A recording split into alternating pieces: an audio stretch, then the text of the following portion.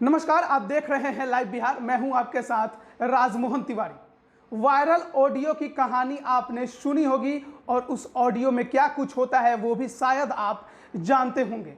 बरहरा से विधायक हैं सरोज यादव और उन्हीं के क्षेत्र का एक लड़का है बंटी पासवान। उनके बीच की बातचीत है जिसमें विधायक उस लड़के को औकात देखने, गाली गलौज करते हैं, घर में घुसने कर मारने की धमकी देते हैं, यहां तक कि उठवा लेने की भी धमकी देते हैं। और वो सिर्फ इसलिए क्योंकि उस लड़के ने उनसे काम का हिसाब मांग लिया था। तुमको हिसाब चाहिए?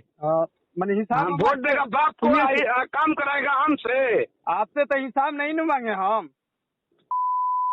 हिसाब नहीं मांगे। सुनिए, गाड़ी न दीजिए ज्यादा। हम आपसे चिंता नहीं बोल तुम्हारे रहे बारे में सब पता कर लिए हैं, कहाँ के हो, तुमको आके साले घर में घुस के मारेंगे। ठीक है, तुम्हारी औकात है मेरे सामने खड़ा होने की? ठीक है, हमारा औकात नहीं है इसीलिए बोल रहे हैं ना। तुम क्या कर लेगा रे? हम कहाँ बोले हैं भाई बना लेगा? औकात है तुम्हारा? ठीक खाने का ठीक नहीं है। तुम चैलेंज ही करता है विधायक के। नहीं, आपके घर से हम तो राशन लेके आते हैं, हमारा थोड़ी औकात है। औकात में रह के बात कर। अरे तो बोलता हम आ रहे हैं तो तुम्हारी औकात दिखा देते हैं। औकात तुम्हारे यहाँ पहुँचने में टाइम लगेगा। बोलो तो तुमको हम बुलवा ले जहाँ बुलवाना चाहिए। इस ऑडियो के वायरल होने के बाद बरहरा से विधायक सरोज यादव की जमकर किरकिरी होती है। साथ ही राजद की भी किरकिरी होती है कि राजद ऐसे नेताओं को टिकट देकर विधायक और जनता का प्रतिनिधि बनाता है जो जनता के सवाल पर उसे धमकी देते हैं। शायद इस ऑडियो के वायरल होने के बाद सरोज यादव यह समझ जाते हैं कि उनको इस चुनाव में काफी नुकसान होने वाला है और इसी वजह से उस लड़के को वो अपने साथ एक प्रेस कॉन्फ्रेंस में बैठाते हैं जिसमें यह लड़का बोलता है कि वो उस वायरल ऑडियो में उसकी आवाज नहीं है। सरोज यादव भी इस पूरे मामले से कन्नी काटते हैं और सीधे सीधे कहते हैं कि उनके और उस लड़के के बीच में संबंध अच्छे हैं।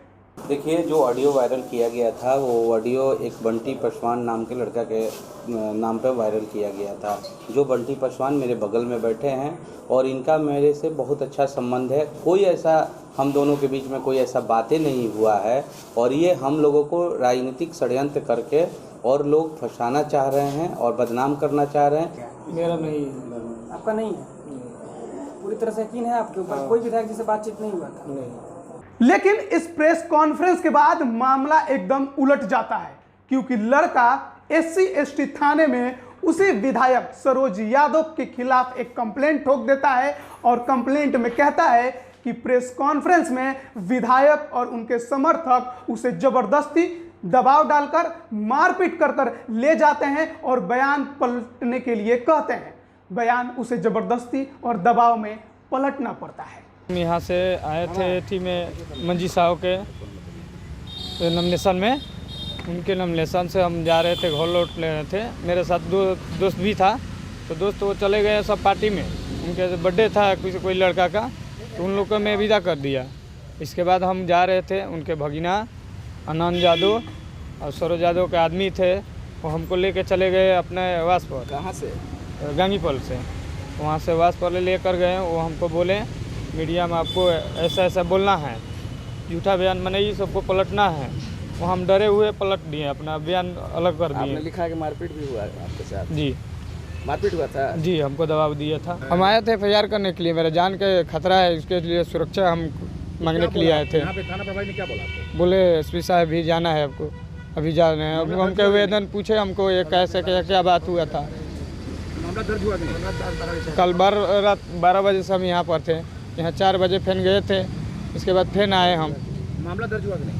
मामला दर्ज हुआ है। लड़के द्वारा थाना में केस करने के बाद यह मामला जब अलग तूल पकड़ने लगता है और सरोज यादव के ऊपर लगातार दबाव बनने लगता है कि उन्होंने उस लड़के को जबरदस्ती अपने साथ बैठाकर प्रेस कॉन्फ्रेंस में बुलवाया है कि यह उसका ऑडियो नहीं है। इस वजह से जब लगता है कि सरोज यादव अब पूरी तरह से फंस गए हैं तो वो क्या करते हैं कि उस लड़के के माता पिता के साथ फिर एक प्रेस कॉन्फ्रेंस करते हैं। उस प्रेस कॉन्फ्रेंस में माता पिता से यह कहलवाया जाता है या फिर माता पिता कहते हैं, यह हम नहीं जानते, यह जांच के बाद पता चलेगा। उसमें माता पिता कहते हैं कि जो वहां से बीजेपी के प्रत्याशी है राघवेंद्र प्रताप सिंह, जो कि मंत्री भी रह चुके हैं, उन्होंने उस लड़के से जबरदस्ती एफआईआर करवाया है और फिर जब एफआईआर हो जाता है तो उस लड़के का अपहरण भी करवा लिया गया है। देखिए, अभी जो बंटी पासवान लड़का है, कल रात से ही 12 बजे रात से ही अपहरण करके और उस बच्चे को गायब कर दिया गया है पूर्व विधायक राघवेंद्र प्रताप सिंह के द्वारा, जो कि भाजपा के 2020 के भाजपा के प्रत्याशी हैं। और उनके द्वारा उस बच्चे को पता नहीं कहाँ रखा गया, उसका नंबर भी ऑफ करके रखा गया है और उस बच्चे से मेरे खिलाफ एफआईआर दर्ज करा करके और मेरे खिलाफ षड्यंत्र रच के मुझे फंसाने की साजिश करवा रहे हैं। विधायक जी बोल रहे हैं कि आपके बच्चे का अपहरण हुआ है, क्या कितनी सच्चाई है? सही अपहरण हुआ है। कौन किया है अपहरण? सोनू सिंह ले गया है, उसी को ना हम बोलेंगे किसके इशारा पर ले गया है, वो खुद बताएगा कि हम किसके इशारा पर ले गए हैं बंटी को उठा के। मनोज ले गया है, भीम ले गया है, कुदरिया के है सोनू सिंह, वो ले गया है। तो वो तो अभी थाने में आपका बच्चा जो है थाने में जाके विधायक जी के खिलाफ आवेदन दिया है। दबाव में केस लिखा है, वो दबाव उसको दबाता है लोग। सरोज यादव के खिलाफ केस लिखिए, मगर सरोज यादव से हमारा कोई दुश्मनी नहीं है। अभी तक मेरा लड़का आया ही नहीं। मियाँ बीबी हम लोग सुबह से खाना नहीं खाए, रोग गिरा के आ रहा के पुलिस प्रशासन के पास गए। हमारा लड़का ढूंढते ढूंढते मिला, वो बैठा था। मैं बोला कि बेटा क्या बात है, तो उसकी आंसू जो है ना सूख गई थी, क्योंकि लड़का जो है ना रो रहा था ना हंस रहा था। देख के बहुत मुँह आया। फिर मैं बोला बेटा, बोला कि से हमको ये सब आदमी बोलते हैं कि तुम जो बोलता हूँ वो करो। मैं बोला बेटा डरो नहीं, मैं जिंदा जब तक हूँ कुछ नहीं होगा। अगर मरना होगा तो पहले मैं मर जाऊँगा, बाद में तुम मरना, लेकिन डरो नहीं। ये बोला कि नहीं पापा, हमको धमका रहे हैं, डरा रहे हैं। कौन डरा रहा है? मैं पूछा उससे, लेकिन वहाँ से मैडम बोली कि चलो यहाँ से कोई बात नहीं करना है, बाहर निकलो। अब जब बीजेपी के प्रत्याशी राघवेंद्र प्रताप सिंह पर भी यह आरोप लग जाता है कि राघवेंद्र प्रताप सिंह ने उस लड़के से जबरदस्ती एफआईआर करवाई है और फिर उसका अपहरण करवा लिया है, उस लड़के को छुपा दिया है, तो उसके बाद हम पहुंचते हैं राघवेंद्र प्रताप सिंह के पास और उनसे भी उनका पक्ष रखने की, जानने की कोशिश करते हैं। क्या कुछ कहते हैं राघवेंद्र प्रताप सिंह, वो भी आप सुनिए। जवाब देने लगूंगा। वो चूंकि एक बार विधायक बन गए तो वो इस लायक हो गया कि राघवेंद्र प्रताप सिंह से जवाब मांगेंगे। इतना बोल देते हैं वही बहुत है। और मैं नियम कानून का पालन करता हूं, इसलिए मैं कभी किसी पर गलत आरोप लगाने का काम नहीं करता। लेकिन कोई गलत आरोप लगाएगा तो इसको हम टॉलरेट कहां से करेंगे? ये बात है। सर, वो जो परिजन है, जो पीड़ित युवक है, उसके परिजन एफआईआर दर्ज करवा रहे हैं कि आपके थ्रू, आपके लोगों के द्वारा उसको अपहरण कर लिया गया और उसे मिलने नहीं दिया जा रहा है। अच्छा, तो ये बताइए कि उनके पिताजी एफआईआर दर्ज करवाने जा रहे हैं, वो लड़का जो स्टेटमेंट दिया है वो किस पर स्टेटमेंट, किसके बारे में उसने बताया है कि जिस पर एफआईआर हुआ है? तो जिसका अपहरण हुआ वो कह रहा है कि विधायक ने अपहरण किया। अब उसके पिताजी आकर के कहेंगे कि लाल बिहारी सिंह ने किया, तो ये मानने वाली बात होगी। अब मेरा तो ओपन चैलेंज है कि भाई मेरी कहीं संलिप्तता हो तो कोई साबित करे।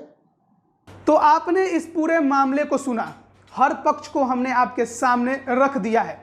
आरजेडी विधायक सरोज यादव की भी अपनी पक्ष है, माता पिता ने भी अपना पक्ष रखा है, उस पीड़ित लड़का बंटी पासवान ने भी अपना पक्ष रखा है, और जिनके ऊपर सरोज यादव ने आरोप लगाया है, माता पिता ने आरोप लगाया है, राघवेंद्र प्रताप सिंह जो कि बीजेपी के वहां से उम्मीदवार है बरारा से, उनका भी पक्ष हमने आपके सामने रख दिया है। लेकिन इस पूरे मामले में सबसे बड़ी बात यह है कि जब भी प्रेस कॉन्फ्रेंस सरोज यादव कर रहे हैं उसमें उनके साथ कभी बंटी पासवान है तो कभी उसके माता पिता हैं। क्या सच में यह दबाव का काम है? क्या सच में प्रलोभन या दबाव देकर उनको उस प्रेस कॉन्फ्रेंस में बैठाया जाता है? क्योंकि लड़के ने यह बात एफआईआर में सीधे सीधे कही है कि उसे जबरदस्ती उस प्रेस कॉन्फ्रेंस में लाया गया था।